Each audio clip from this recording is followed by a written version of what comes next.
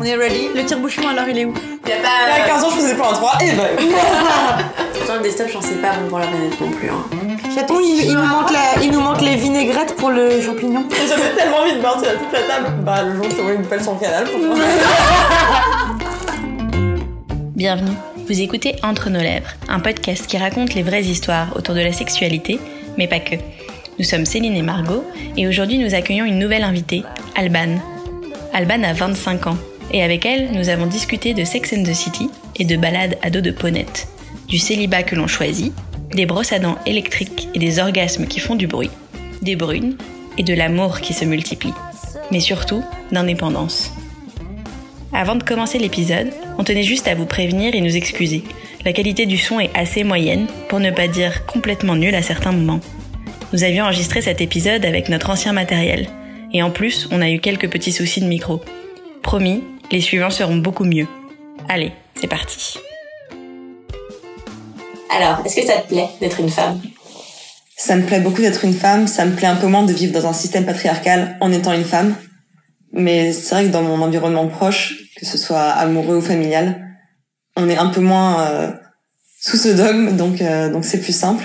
Et c'est vrai que j'aime beaucoup le fait d'avoir un corps qui change beaucoup en fonction des cycles. Je sais qu'il y a beaucoup de femmes qui en souffrent, ça peut m'arriver aussi, mais je sais que quand j'ai des bouffées d'énergie ou de créativité, ou même de déprime, c'est des choses qui m'aident à bosser.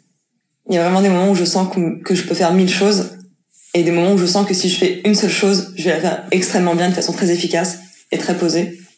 Et c'est trop bien de pouvoir avoir cette différence, parce que dans mon métier où j'en cumule pas mal, c'est vrai que quand je sens qu'il y a un moment où je peux écrire pendant très longtemps, ou un moment où je peux démarrer plein de projets différents, ça me permet de pouvoir enchaîner tout ce que j'ai à faire.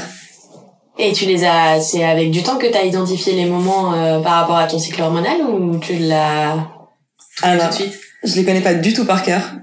Je connais pas tous les cycles, mais j'aime bien pouvoir expliquer biologiquement ce que je ressens, même et surtout quand c'est de la déprime, et que je me dis que c'est pas en fait que ma vie est nulle et que personne ne m'aime et que mes potes sont vraiment des connasses, mais que c'est juste mes hormones qui me travaillent, et que même si j'ai ce côté-là très énervé, il y a des choses qui vont être très positives à côté.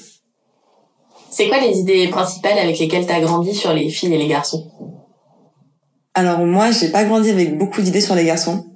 Le seul garçon que j'avais dans mon entourage quand j'étais petite, c'était mon frère, qui était un garçon qui était plus petit que moi de taille et dont l'appareil génital n'était pas extrêmement développé. Donc c'était pas hyper impressionnant comme différence. Je pense que une ou deux fois, j'ai dû essayer de regarder les potes de ma mère se doucher pour voir à quoi ressemblait réellement un homme nu. Mais maintenant que j'y repense, je crois que c'était plus mon frère qui regardait. Mais Alors, tu regardais les potes de ta mère prendre des douches ? Ouais, avec mon frère, quand on allait dans notre maison de campagne, en fait, que ce soit un homme ou une femme, quand des gens prenaient des douches, nous on était très intéressés par tout ce qui pouvait bien, tout ce que pouvait bien être un corps finalement. Et du coup, ouais, on essayait de regarder parfois. Ouais. Et attends, du coup, pardon, la question. Ouais, quelles idées j'ai pas eu vraiment beaucoup d'idées de différence entre les garçons et les filles, déjà parce que j'avais pas assez de potes pour avoir des garçons potes et des garçons filles, donc ça limitait tout de suite la construction. Et je m'intéressais de fait beaucoup plus aux filles. Donc c'est vrai que je m'intéressais pas trop aux cases qui pouvaient les séparer. Et j'ai jamais trop entendu ce genre de truc, les filles trop nulles, les garçons comme ci comme ça, bleu, rose. Moi, mon frère à Noël, il avait des Barbies. Du coup, tes parents, ils étaient heureux d'avoir une petite fille ? Alors je pense qu'ils étaient très heureux déjà d'avoir leur premier enfant, parce que je suis l'aînée. Après, je pense que oui, mon père était très content d'avoir une fille. Et ma mère, je pense que c'est vraiment pas le genre de personne à avoir un avis sur le genre de son enfant. Je pense que tout enfant et tout genre aurait été son émerveillement le plus total. Et tes parents, ils occupaient quel rôle au sein de ta famille ? Alors rapidement, en fait, quand j'étais très jeune, mon père s'est suicidé. Donc rapidement, mon père n'a plus exercé aucun rôle à part celui du vide. Je sais même pas quel âge il avait, la trentaine. Mais comme on était jeunes et qu'en fait on est parti à Moscou très peu de temps après, il n'y a pas vraiment eu d'avant-après particulièrement visible par rapport à son absence. Pour moi, très rapidement, j'ai juste vécu en Russie. Et je me rappelle plus du départ de France que du départ de mon père. Pour moi, c'est une partie de ma vie qui était totalement différente, où rien ne se passait comme par la suite. On avait un autre appartement. Enfin, pour moi, cette vie avait pas grand-chose à voir avec toute mon enfance, en fait. Même si c'était mon enfance aussi. Et parfois, j'avais l'impression qu'on était un peu la famille où le père s'est suicidé.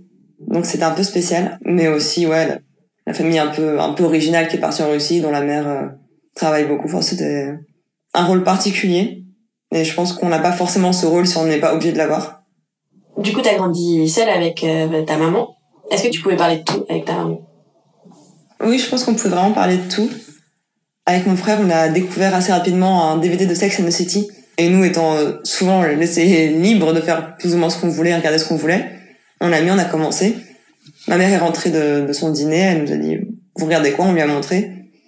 Je pense qu'elle a eu une seconde hésitation, genre « Bon, est-ce que je leur retire et je leur dis non, pas bien, ou est-ce qu'on regarde tous ensemble ?» Et du coup, évidemment, on a regardé toutes les saisons tous ensemble. Donc à ce niveau-là, oui, je pense que... Après, on n'avait pas de longs débats philosophiques sur ce que c'était. On regardait une série parce que c'était divertissant, parce que c'était drôle, et parce que c'était des moments ensemble. Mais sinon, on parlait beaucoup plus de trucs d'enfants avec elle, de jouets, de nourriture, de sport, d'équitation. Donc, ouais, on parlait pas vraiment tant de sexualité ensemble. Du coup, si vous regardez Sex and the City ensemble, vous aviez des discussions ouvertes sur le sexe? Alors, pas avec ma mère. Pas parce qu'on ne pouvait pas, mais parce qu'elle était pas souvent là, surtout. Donc c'est vrai que ça se prêtait pas toujours à la conversation, voire jamais finalement. Mais alors, moi, étant extrêmement intéressée par le sujet, très petite, j'avais créé un groupe de discussion derrière mon lit autour du sexe, donc dont les principaux membres étaient mon frère et ma babysitter, que j'avais fondé. Donc j'avais découpé plein de photos de seins et de femmes nues dans des magazines que j'avais collés derrière mon lit. Et il fallait du coup décaler le lit pour y aller, pour avoir accès à ce groupe de discussion que j'avais créé. Donc j'en parlais pas mal, et aussi j'ai écrit ma première pièce de théâtre porno lesbienne à 8 ans, que j'ai fait lire à ma babysitter qui m'a dit « Il faut absolument que tu la joues ». Je me demande encore comment elle a pu dire ce genre de choses. Comment? Enfin, c'était pas hardcore, mais bon, c'était quand même très sexuel. Et à la suite de ça, j'ai créé mon premier magazine porno à 9 ans, qui s'appelait Sexe, la revue des tout nus. Et le numéro 1 portait sur les lesbiennes. C'est, waouh, on voit vraiment une sorte de thématique. Donc ouais, j'étais hyper intéressée par ça et je voulais vraiment en parler. Et du coup, dès cet âge-là, tu savais que tu préférais les femmes? Oui, en fait, il y a pas longtemps, je suis tombée sur une photo de ces vacances où pour la première fois, je suis tombée amoureuse d'une femme, et quand je me suis sur la photo, je me suis dit, waouh, t'étais quand même très petite.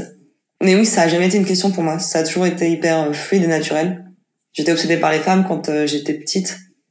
Quand ma mère avait une amie un peu jolie, ou brune, tout simplement, je lui disais c'est mon amoureuse. Et c'est dingue qu'on ait besoin de faire un coming out après ce genre de choses quand même. Enfin, j'ai quand même dû faire un coming out. J'ai quand même dû dire à ma maman, voilà, Lucille, c'est ma copine, c'est pas une pote. Mais quand on a posé autant d'indices, je trouve ça fou quand même. Enfin...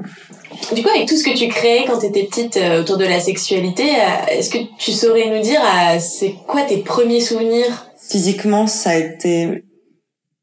J'arriverai pas trop à le dater, mais quand j'étais jeune, j'avais une ponette que j'aimais beaucoup. Et un jour, j'étais dans la forêt seule avec elle, et en fait, je la montais sans selle et on se baladait beaucoup. Et comme elle était pas dressée, elle avait des allures extrêmement bizarres. Et du coup, un jour, on galopait, où on faisait ce qui s'approchait le plus du galop pour elle. Et j'ai eu mon premier orgasme. Et je me suis dit, waouh, qu'est-ce que c'est que ça? C'est génial! Alors, j'avais aucune idée de ce que c'était, mais je me suis dit, il faut vraiment que je parte en balade beaucoup plus souvent avec ma ponette. Ce que je faisais, du coup, déjà parce que j'adorais partir en balade avec ma ponette, évidemment. Mais c'est vrai que il y avait toujours un moment où je me disais, bon, on va voir si ça fonctionne toujours. Et ça fonctionnait toujours à chaque fois, et malgré les nombreuses fois où j'ai essayé. Voilà, ça c'était vraiment physiquement la première fois où j'ai vraiment ressenti un truc. Bon, après, voilà, il y avait aussi les barrières du pré, tout ce contre quoi on peut se frotter, en fait. Mais là, ça bouge un peu plus. Les femmes, pour toi, c'était complètement une évidence. Du coup, tu t'es jamais posé la question des garçons? Je crois que ma plus longue relation de couple avec un mec a été de 2 semaines. C'était intense, hein. Mais Dieu merci, Internet m'a permis de trouver des copines dans mon périmètre. Enfin, en tout cas, moins éloignées que la Creuse. Dédicace à ma première copine qui vit dans la Creuse. Et du coup, non, dès que j'ai pu avoir assez de filles pour être heureuse, je me suis pas trop attachée aux garçons. T'avais conscience, aussi jeune, que l'homosexualité, elle était socialement moins acceptée? Bah, j'aurais peut-être pu. En revanche, c'était pas le cas du tout parce que déjà, on vivait vraiment dans un microcosme avec ma famille. Déjà parce qu'on était expatriés. Ensuite parce que j'étais quasiment qu'avec mon frère. Ou ma mère, ma babysitter qui m'avait donc encouragée à jouer cette pièce lesbienne devant ma famille. Donc, à aucun moment je me serais dit, oh bah tiens, voilà qui est tordu. Et comme on regardait Sex and the City aussi, et qu'il y avait un épisode dans cette saison-là, en plus, qui parlait de la bisexualité et de l'homosexualité, je me suis pas rendu compte avant de rentrer à Paris, en fait, que ça pouvait être quelque chose qui pouvait me mettre à part ou qui pouvait m'obliger à me taire sur certains trucs. Donc tu as toujours vécu avec une grande liberté? Bah, toujours, oui et non, parce qu'effectivement, quand j'étais au collège, dans ce lycée catho privé et dans ce quartier un peu coupé du reste de Paris, c'était un peu relou. Parce que je me sentais pas libre d'en parler à tout le monde. Parce que déjà, j'étais pas quelqu'un qui avait extrêmement confiance en elle, et en plus, j'avais pas beaucoup de potes, j'étais pas quelqu'un de très assuré, donc effectivement, je voulais pas me rajouter ça. En plus d'avoir des fringues bizarres et d'écouter du métal. Ça faisait beaucoup. Toi, t'imaginais quoi de ta première fois avant de le faire? Ah, j'en avais aucune idée, enfin, je me posais pas la question. Mais du coup, si t'avais pas d'idée de ce que c'était faire l'amour, t'écrivais quoi dans tes pièces de théâtre porno? Alors, je savais ce que c'était faire l'amour, je savais pas ce que ça faisait comme sensation. D'accord. C'était plutôt ça. Après, tout le côté, les corps qui sont collés, qui s'enroulent et qui roulent sur le sol, et les lèvres qui s'en mêlent, et les langues et tout, bon, ça, à force de regarder 5 de Sex and the City, Samantha m'avait quand même montré un petit peu de quoi il retournait. Mais je savais pas ce que ça allait me faire à moi, et je savais pas si on allait faire la même chose que ce que j'avais écrit ou que ce que j'avais vu, parce que c'était quand même deux corps différents, donc... La sexualité qui est quand même le plus représentée, c'est la sexualité des hétéros. Mhm. Toi, comment t'as fait ton éducation de la sexualité lesbienne? Alors pour le coup, elle est plus représentée, mais quand on choisit ce qu'on regarde, elle peut rapidement le devenir beaucoup moins. En ce qui me concerne, j'ai pas lu d'histoire hétéro dans un roman depuis un bon moment, je pense. Mais non, je pense que j'ai vraiment découvert en le faisant. Et en parlant avec d'autres personnes aussi. Plus qu'en ayant une image des médias. Et en lisant des livres qui étaient plus ciblés. En regardant des films qui étaient plus ciblés et en parlant. En parlant beaucoup. Je pense que j'ai regardé littéralement tous les films qui ont les hashtags adolescence et ou homosexualité sur Allociné. Donc ça, je pense que ça a un peu précédé ma vie sexuelle. En revanche, j'ai commencé assez tôt. Donc je l'ai faite un peu en pratiquant, en découvrant des filles, en essayant plein de trucs. Quand j'étais jeune, j'essayais un nombre de trucs, mais que peut-être que j'essaierai plus maintenant parce que je les ai déjà essayés. Mais j'avais l'impression que c'était un terrain de jeu, le sexe. C'était tout ce qu'on pouvait faire avec un corps, j'avais envie d'essayer. C'était vraiment nos limites. Et je pense que c'est aussi un âge où tu te rends pas trop compte. Peut-être moins du consentement, moins de ce que donner son corps à quelqu'un peut impliquer. D'autant plus quand t'es avec des filles. Je pense qu'il y a beaucoup moins ce rapport de domination direct. Bon, en tout cas physiquement, parce que psychologiquement, c'est toujours possible. Et du coup, ouais, je me sentais vraiment très libre d'essayer plein de trucs. Donc, à partir de ma première fois à 14 ans, après, c'est pas que j'ai essayé de coucher avec plein de filles pour essayer plein de trucs différents. Mais avec toutes mes copines, j'ai essayé plein d'expériences, plein de lieux, de façons de faire l'amour. Est-ce qu'on a le droit de savoir c'était quoi ces plein de trucs? Alors, j'ai pas expérimenté plein de trucs le jour de ma première fois. Déjà, ma copine vit dans la Creuse et moi à Paris, donc on s'était retrouvés à Lyon chez ses grands-parents. Ce jour-là, on n'a pas essayé tout ce qu'on peut faire entre filles, évidemment, et d'ailleurs ni dans les 10 années suivantes de ma vie sexuelle, évidemment. Mais on s'est revus l'été d'après, et là, même si on était... elle avait 2 ans de plus que moi aussi, mais j'étais sa première fois.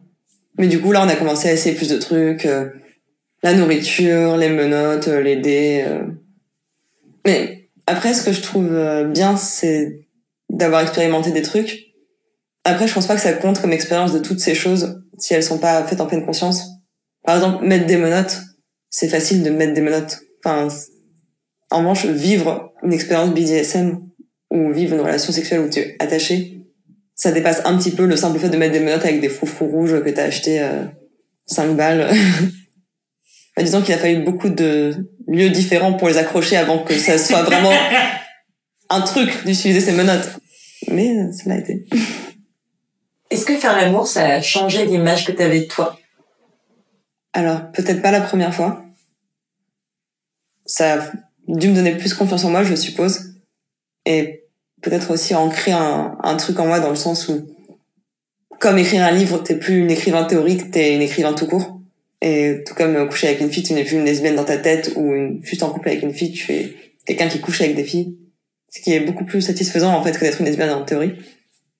Après, je pense que oui, à plein de moments différents dans ma vie, mais pas, du coup, cette fois-ci, une seule fois et de façon irrémédiable.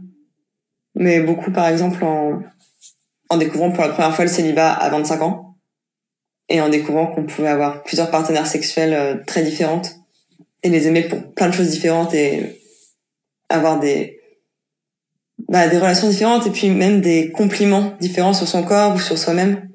Je pense que là, le fait de pouvoir partager le sexe et la sexualité avec des personnes différentes, ça a été beaucoup plus déterminant que le jour de ma première fois. Et ta première fois, t'en as parlé autour de toi? Oui, bien sûr, mais moi je parle beaucoup aussi. Oui, tu parles tout le temps, c'est ce que tu disais. Je parle tout le temps, je raconte tout à mes potes, parfois je raconte un peu trop tout à ma famille aussi. Alors, je pense pas qu'à 14 ans je vais raconter à ma famille, ça, mais j'en ai parlé, oui. Et du coup, ta vie sexuelle, ta première fois, tu pouvais en parler à ta mère, par exemple? Alors, je sais pas si je pouvais, je sais pas si j'étais out à ce moment-là, et je pense surtout pas que j'en avais envie. Je pense qu'à ce moment-là, j'avais moins envie de parler de ma vie sexuelle que maintenant, avec ma mère. Enfin, maintenant, c'est affreux, j'arrive chez elle le dimanche, j'ai envie de lui dire tu sais pas quoi, mais je sais que si je vais raconter ça à ma mère, elle, pour le coup, elle a pas forcément très envie de l'entendre. Donc, je garde ça pour quand j'ai un peu trop bu et que ça sort tout seul, plutôt que le dimanche en plein déj. Salut. Quoique, je l'ai fait dimanche dernier en plein déj, donc bon. Finalement, on s'en met limite. Est-ce qu'il y a des expériences qui t'ont marqué ou qui t'ont fait grandir dans ta sexualité? Alors, j'en ai peut-être qui m'ont fait régresser. J'ai eu une relation extrêmement toxique pendant beaucoup trop longtemps avec une personne qui me sexualisait énormément. C'est-à-dire que tout ce que je devais faire, enfin tout ce que je faisais devait être sexy, de la façon dont je m'habillais à quasiment ce que je pensais, et je devais tout le temps être sexy par message, sexy en vrai. Et c'était très fatigant. Et même si j'ai toujours adoré la sexualité, me sentir sexy, me sentir désirée, là c'était trop, c'était forcé. Et ça m'a fait un peu reculer, je pense. Parce que autant avant, à moins de vraiment pas avoir envie, j'aurais pas pensé à dire non. Parce que parfois, la flemme, hein, mais parfois c'est cool, quoi. De se motiver quand même. Et là, maintenant je me braque beaucoup plus facilement. Alors que parfois il y a pas besoin, mais... Donc il y a eu celle-là. Après, dans les expériences qui m'ont fait grandir, le célibat / le polyamour qui a été connaître les personnes, avoir des relations entretenues avec, et justement du coup découvrir sa sexualité avec ces personnes, mais séparément. Ça, j'ai trouvé ça hyper intéressant pour quelqu'un qui avait toujours été monogame, et je m'étais toujours construite dans une relation sexuelle avec une personne. Alors qu'en fait là, je me construis dans ma sexualité avec mon corps, plutôt que dans une relation juste suivie avec une personne qui me donnait l'impression de repartir à zéro à chaque fois que je commençais avec une nouvelle fille, alors que maintenant, je commence à comprendre plus moi au lit, et après pouvoir faire plein de trucs trop cool avec plein de filles différentes, mais au moins savoir que ma sexualité c'est pas ma copine et moi, c'est moi. Et ça a été assez déterminant aussi. Du coup, est-ce que t'as besoin d'être amoureuse à chaque fois que tu fais l'amour ou pas? Non, pas du tout. Après, pour reprendre une phrase que j'ai entendue dans ce podcast, effectivement, le sexe peut me faire tomber amoureuse. Encore que je suis beaucoup tombée dans l'écueil de me dire si c'est très bien avec quelqu'un sexuellement et qu'on peut discuter aussi pendant plus de 2 minutes 30, soyons en couple. Et en fait, c'est terrible, mais du coup, j'ai énormément de relations qui sont nées comme ça et qui étaient pas du tout adaptées à ce dont j'avais besoin, ni à mon entente avec la personne. Donc j'ai un peu eu ce côté oh mon Dieu, j'aime tellement coucher avec toi que en fait si on était ensemble, on pourrait le faire tout le temps, et en plus on pourrait manger devant la télé. Mais en fait non, une relation amoureuse, c'est pas que coucher ensemble et manger devant la télé. Mais c'est quoi alors? Je pense que c'est déjà avoir envie de se projeter avec la personne et vouloir découvrir la personne. Parce que si la limite de ce que tu veux savoir d'elle, c'est ce qu'elle veut pour le dîner, c'est pas assez pour vivre ensemble. Tu disais que t'avais pas été célibataire avant tes 25 ans. Donc là, t'as 25 ans. Ouais. Donc, avant, tu n'as enchaîné que des relations longues et sérieuses? Ou que des relations, mais tout court, genre tu n'as jamais été célibataire? Voilà, exactement. Le plus long La plus longue période de célibat que j'ai eue avant mes 25 ans, ça a été 1 mois. Et sinon, j'ai eu des relations très longues et en général sérieuses. Bon, j'ai eu 2 relations d'1 mois, mais sinon j'ai eu plusieurs relations de 2 ans et demi. Donc ouais, ça fait beaucoup d'investissement émotionnel et beaucoup... Et en fait, quand tu passes autant de temps à créer une relation, tu passes beaucoup moins de temps à te demander qui tu es toi-même en tant que personne sexuelle et en tant que personne tout court. Et je me suis rendu compte qu'en fait, c'était pas exactement comme ça que je voulais me construire. Donc j'ai arrêté. Je me suis dit pause. On s'arrête, on prend le temps, on réfléchit un peu à ce qui se passe. Est-ce que tu crois que si t'étais jamais célibataire, c'était parce que un peu tu fuyais cette introspection de toi-même ou pas? Ou juste c'est les choses qui se sont enchaînées? Non, je pense qu'il y avait surtout ce côté assez boulimique de toujours vouloir découvrir la prochaine fille, qu'elle allait me faire vibrer, comment elle allait être, ses cheveux, ses yeux, son odeur. Et quand on est lesbienne, on a l'impression qu'on a moins de choix, je pense, que les personnes hétéros. Donc c'était un peu ce côté boulimique de vouloir toujours passer à la relation suivante, pour avoir d'autres filles et vivre de nouvelles sensations fortes et découvrir de nouvelles personnes. Mais pour moi, ça finissait beaucoup trop rapidement en couple. Et je le restais parce que maintenant qu'on y est, on va quand même voir un peu ce qu'on peut en faire. Et en fait, en général, si ça a commencé trop tôt ou sans vraiment ton consentement total pour cette relation, ça finit pas très bien. Et est-ce que t'as déjà été amoureuse de filles avec qui tu faisais pas l'amour? Alors déjà, toutes les filles dont j'étais amoureuse qui voulaient pas faire l'amour avec moi, ça fait déjà quelques-unes. J'ai eu une relation de couple où effectivement on faisait pas du tout l'amour. Et en fait, c'était parce qu'on était meilleurs amis. Donc, au moins, ça a résolu le problème de la sexualité de façon extrêmement satisfaisante. C'est-à-dire que c'était vraiment pas l'idée de cette relation, en fait, tout simplement. Mais sinon, non. Du coup, maintenant, c'est ta meilleure amie. Du coup, maintenant, c'est ma meilleure amie. Et sinon, est-ce que, en règle générale, c'est important le sexe pour toi, dans ton couple? Alors, le sexe, déjà, c'est ce qui me donne très envie d'être avec une personne. Pas que. Et justement, ce qui m'intéresse maintenant, c'est plus d'avoir cette espèce d'éveil émotionnel avec quelqu'un, plutôt que de me dire « Oh mon Dieu, nos corps vont si bien ensemble, épousons-nous ». Maintenant, j'essaye justement plus de voir s'il y a des connexions qui se font un tout petit peu au-dessus de la ceinture. Mais du coup, dans mon couple, je trouve ça important parce que c'est un moment trop beau et très fort à vivre avec la personne qu'on aime. Après, comme beaucoup de gens en couple, ma libido a tendance à baisser un peu avec le temps. Et je me suis rendu compte que je pouvais ressentir des attirances émotionnelles et sentimentales très très fortes pour des personnes qui n'étaient pas ma copine. C'est là où je me suis dit que j'allais peut-être remettre un tout petit peu en cause le modèle monogame. Parce qu'en y repensant, et je pense que personne de mon entourage pourra me contredire là-dessus, ça m'a jamais trop correspondu. Mais en fait, ce que j'ai voulu surtout faire avec le polyamour, c'était arrêter de m'empêcher d'aimer des gens que j'aimais de toutes les façons. Mais que, au nom du couple monogame et du couple nucléaire ou je ne sais quoi, tu ne peux pas aimer cette personne, tu dois t'empêcher de l'aimer alors que tu l'aimes. Et ça, j'ai trouvé ça tellement ridicule au bout d'un moment. Enfin, tout le monde était au courant, et même ma copine était au courant que j'étais amoureuse d'autres personnes aussi. Et je trouvais ça horrible de devoir supprimer un sentiment qui est quand même de l'amour. Donc je me suis dit, je veux plus faire ça, je veux plus participer à ça. Il n'y a pas une petite dose d'amour et il faut la donner entièrement à cette personne. L'amour est totalement extensible. Et qu'est-ce qui t'attire, toi, chez l'autre? Qu'elle soit brune. Ok. Du coup, tu tombes facilement amoureuse? Oui, très. Après, est-ce que je tombe profondément amoureuse à chaque fois? Mais en tout cas, je ressens énormément d'amour assez rapidement. Est-ce que le sexe, parfois, ça a été des sujets de dispute avec tes partenaires? Ça l'a été quand, moi, par exemple, j'avais moins envie de ma partenaire et qu'elle comprenait pas. Parce que, bizarrement, on en parlait avec des copines, mais c'est vrai que c'est rarement les deux personnes qui en ont marre, enfin, pas marre, bien sûr, mais qui en ont moins envie en même temps. Du coup, il y a toujours, à la fin, un peu cette tension de, pourquoi tu veux plus? Et en plus, c'est frustrant comme fait parce qu'on culpabilise, du coup, c'est difficile d'avoir une discussion posée là-dessus. Après, en dehors de ça, peut-être justement sur le fait de coucher avec d'autres personnes. Moi, j'ai jamais eu envie d'avoir des coups d'un soir. Moi, ce qui m'intéresse, c'est de construire une relation, qu'elle soit amoureuse ou sexuelle, mais en tout cas avec une personne sur un peu de temps. J'aime pas trop les premières fois. Moi, j'adore les deuxièmes, troisièmes. Enfin, plus on apprend à se connaître, plus je trouve ça cool.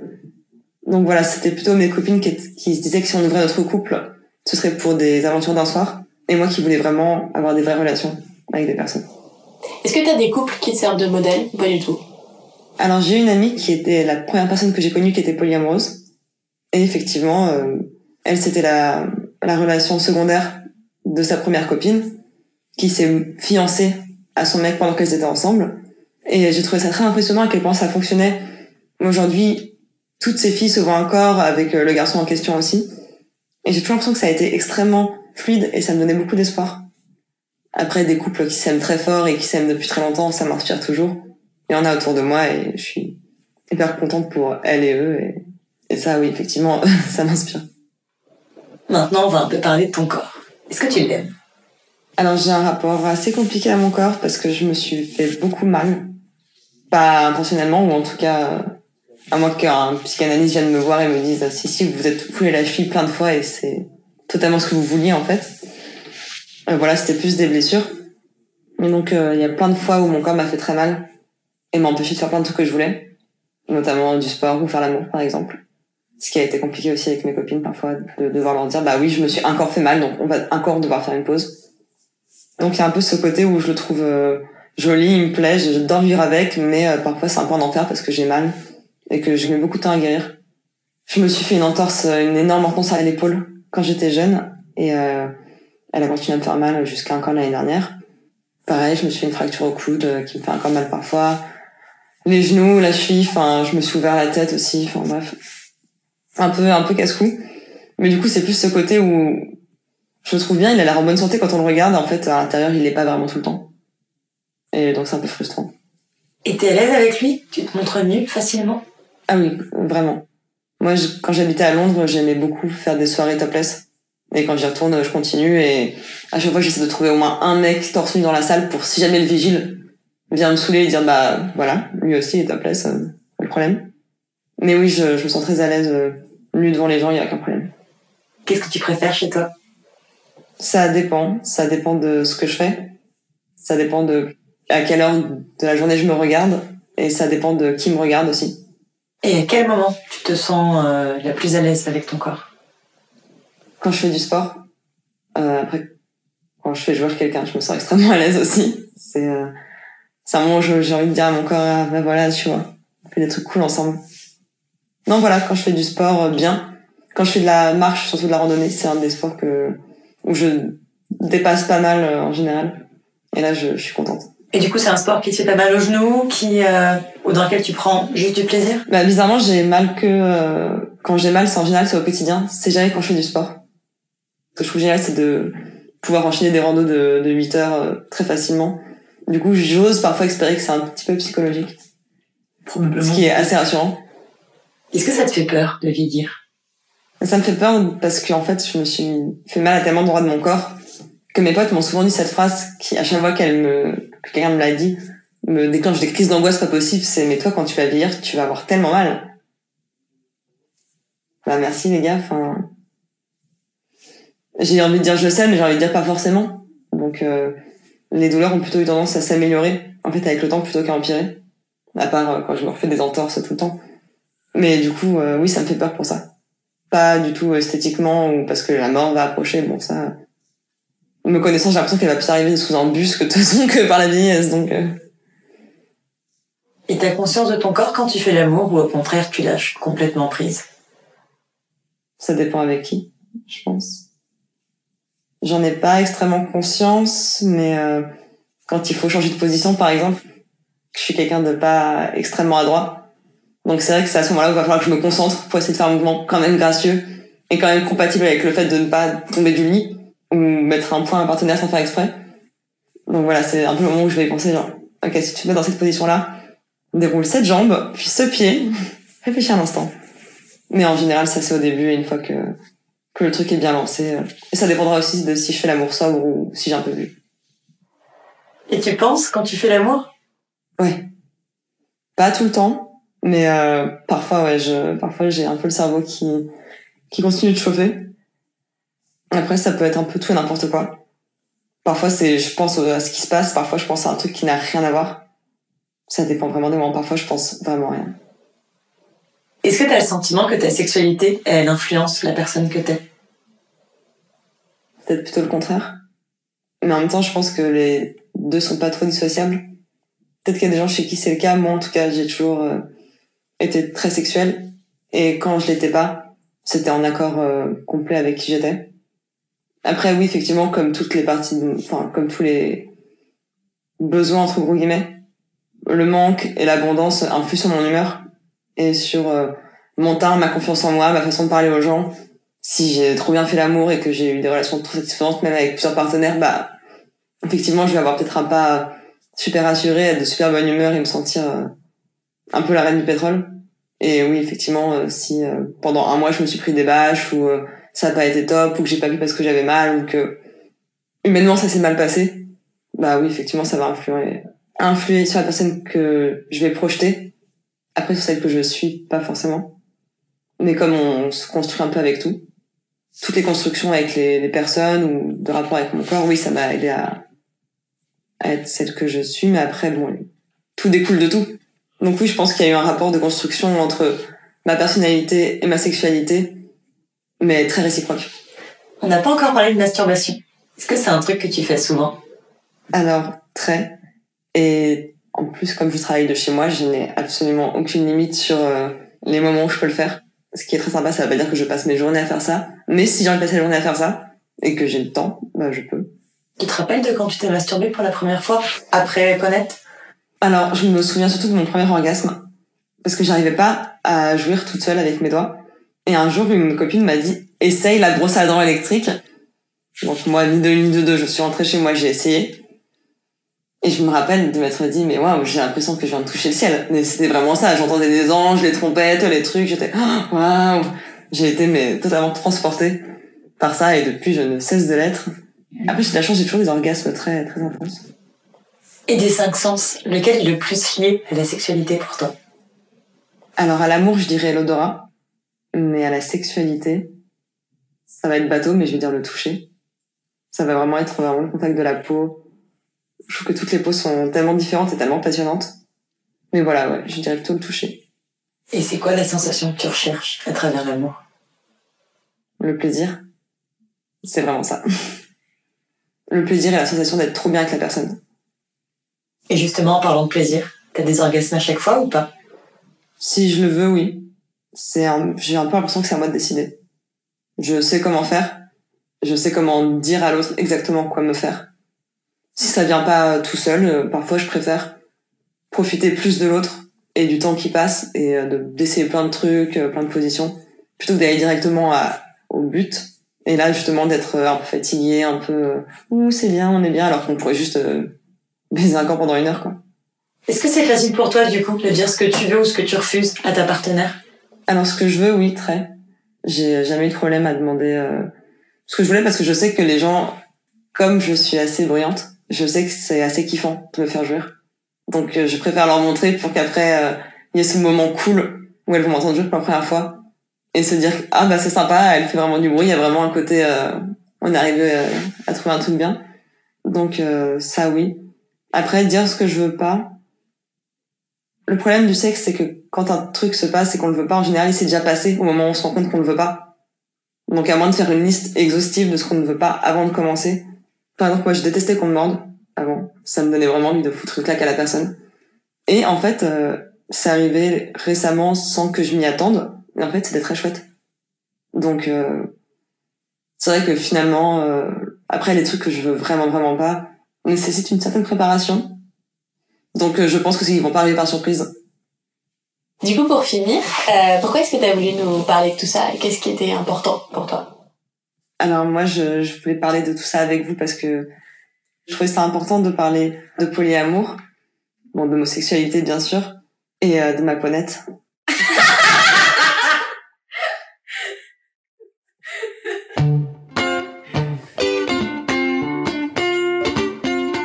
Pour ne pas rater le prochain épisode d'Entre nos lèvres, abonnez-vous à ce podcast.